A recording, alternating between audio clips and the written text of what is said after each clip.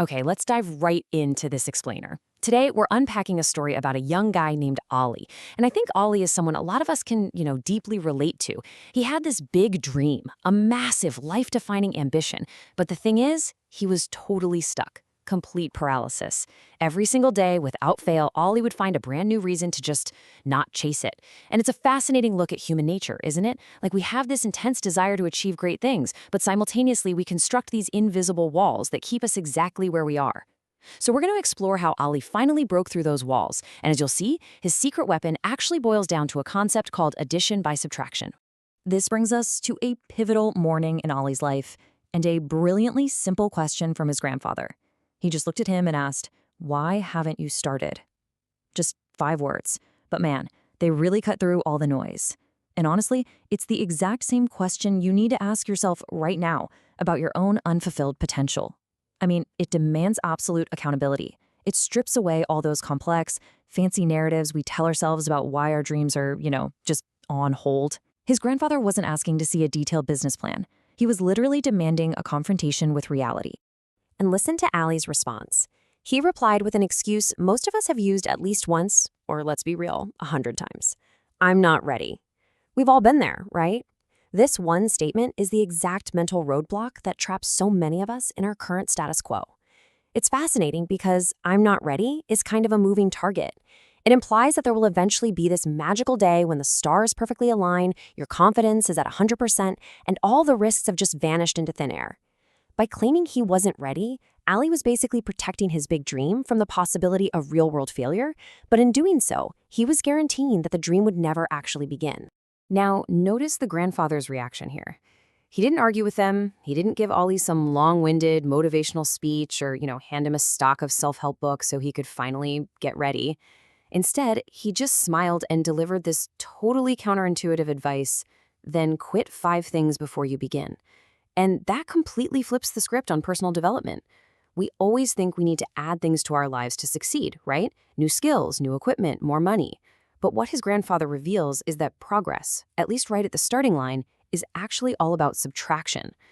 Before you can build the house, you literally have to clear the site. So the first resignation his grandfather required was this: you have to quit making excuses. And this requires a really fundamental shift from blaming your circumstances to actually taking responsibility. Ollie had to stop looking outward for reasons why he couldn't start and begin looking inward. Actually, scratch that.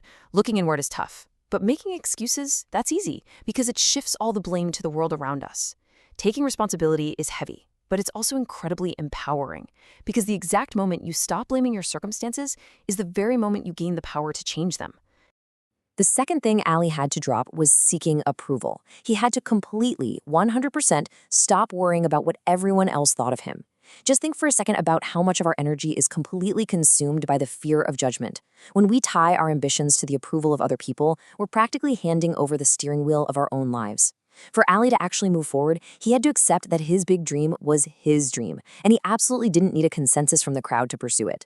Dropping that desperate need for validation is just an incredibly freeing act of subtraction. Third, Ollie had to quit comparing himself to others. He had to realize the absolute, undeniable fact that everyone is on a completely different journey. Comparison is such a trap because it literally forces you to measure your chapter 1 against someone else's chapter 20. When Ollie looked at other people, it just fed right back into his initial excuse of, "I'm not ready." But by quitting this habit, he was finally able to respect his own starting line. He could focus on the ground right beneath his own feet rather than staring up at the mountains that other people had already climbed. The fourth thing to quit is the illusion of perfect timing. Seriously, quit waiting for the perfect time.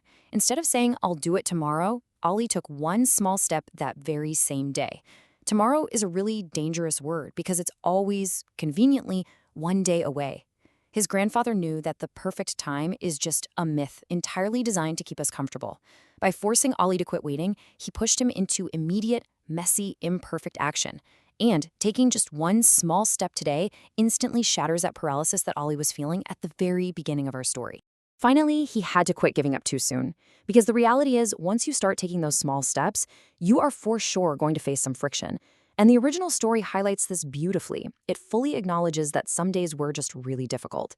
Quitting giving up doesn't mean the journey suddenly becomes a walk in the park. It means understanding that difficulty is a feature, not a bug, of chasing a massive dream. Allie just had to keep moving forward, pushing through that initial resistance without throwing in the towel at the very first sign of trouble. So it all boils down to these 5 specific behaviors: making excuses, seeking approval, comparing yourself to others, waiting for the perfect time, and giving up too soon. Notice something? These aren't external obstacles. These are entirely internal, mental roadblocks. And because they are internal, you have the total and complete authority to eliminate them right now. You don't need a massive budget or a committee's approval to stop making excuses or to stop waiting for tomorrow. You just have to make the decision to subtract them. Fast forward a few months later, the dust has settled and Ollie looked back. He realized a silent, massive shift had actually occurred.